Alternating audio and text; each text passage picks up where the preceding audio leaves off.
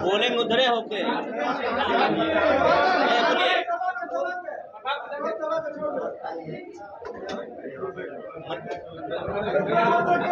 उसको नीचे रखे हुए हैं। चलिए भैया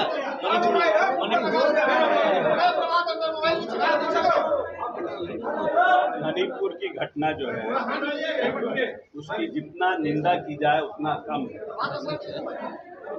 और ये घटना जो मणिपुर में घटी और जिसका वीडियो वायरल हुआ, जिसमें लोग महिला सशक्तिकरण की बात करते हैं, बेटी बचाओ और बेटी पढ़ाओ, जो लोग इसकी बात करते हैं उनकी सरकार है और उनके मुख्यमंत्री हैं। और उनके मुख्यमंत्री का जो बयान आया है वो भी बहुत निंदनीय है। मुख्यमंत्री का बयान लगता है कि मुख्यमंत्री पूरी घटना से संवेदनशीलता नहीं रखते हैं। और हम जदयू को लोग ये डिमांड करते हैं कि प्रधानमंत्री को खुद मणिपुर जाना चाहिए और मणिपुर की घटना को और मणिपुर की जो जनता है उसमें शांति बहाल करने का प्रयास करना चाहिए। प्रधानमंत्री जी, गृह मंत्री जी सब काम कर रहे हैं, लेकिन मणिपुर में जो उनकी सरकार है वहाँ 1 महीने से लगभग अशांति पूरे प्रकाष्ठा पर है।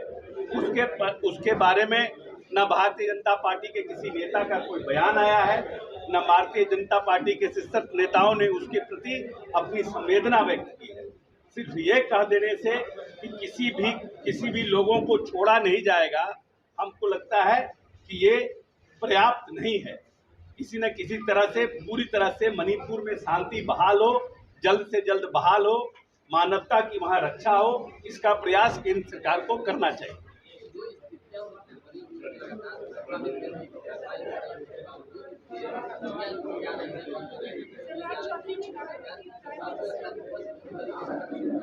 हम तो कह रहे हैं कि वहाँ पूरी तरह से वहाँ की व्यवस्था चरमरा गई है और राज्य सरकार, क्योंकि ये घटना लंबे समय से चल रहा है और राज्य सरकार स्थिति को नियंत्रण करने में सक्षम नहीं हो पा रही, इसलिए केंद्र सरकार को इसमें इंटरवेन करना चाहिए और केंद्र सरकार को, केंद्रीय नेतृत्व को मणिपुर, क्योंकि भारतीय जनता पार्टी के पास है, इसलिए तत्काल इंटरवेन करके शांति बहाल मणिपुर में करना चाहिए। तो सर एक ओपोजिशन की जो मीटिंग हुई है बेंगलुरु में, उसके बाद प्रधानमंत्री ने कहा है कि तमाम जितने परिवारवादी हैं, जितने भ्रष्टाचारी हैं, जो घोटालेबाज हैं, वो सभी एक प्लेटफॉर्म पर आ रहे हैं, सब एक जगह इकट्ठा हो रहे हैं। इसे कैसे देखते हैं?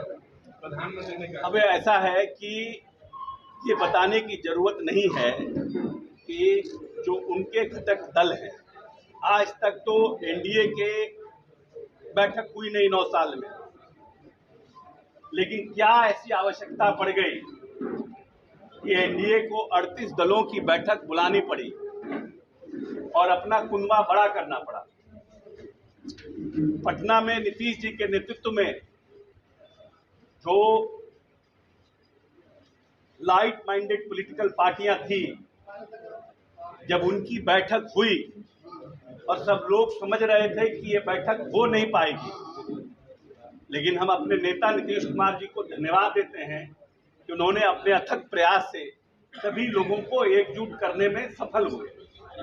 और जब उनकी बैठक यहाँ सफल रूप से हो गई, तब उन लोगों ने एक एनडीए की बैठक बताई।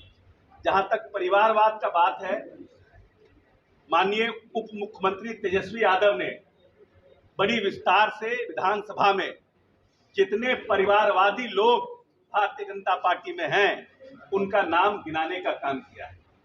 इसीलिए परिवारवाद पर या भ्रष्टाचार पर जो लोग दूसरे पर उंगली उठाते हैं तो 3 उंगली आपको खुद आपके ऊपर आती है। भारतीय जनता पार्टी पे भी बहुत से ऐसे लोग हैं जिनके ऊपर भ्रष्टाचार का आरोप है, लेकिन भारतीय जनता पार्टी में आने के बाद उनके पास एक ऐसा डिटर्जेंट पाउडर है कि जिसको आते ही उस डिटर्जेंट पाउडर से सफाई उनका हो जाता है, और जो लोग हमारे पास आते हैं वो बदबूदार हो जाते हैं। इसलिए भारतीय जनता पार्टी की ये दोहरी नीति आने वाले चुनाव में नहीं चलेगी। प्रदेश के और देश की जनता समझ रही है कि कितना परिवारवाद भारतीय जनता पार्टी में है, कितना भ्रष्टाचार भारतीय जनता पार्टी में है, कौन कौन लोगों के ऊपर कितने कितने आरोप थे, और वो लोग भारतीय जनता पार्टी में जाकर के मंत्री बनने से साथ साथ उनको भी महिमा मंडित किया गया। देश के शीर्ष नेता ने जिन पार्टी के बारे में उन्होंने मंच से कहा, उनको नए मंत्रिमंडल में महाराष्ट्र में उनको जगह दी गई। इसलिए भ्रष्टाचार का आरोप लगाने से पहले भारतीय जनता पार्टी को भ्रष्टाचार के ऊपर में अपने किए गए कृत्य को भी देखना चाहिए।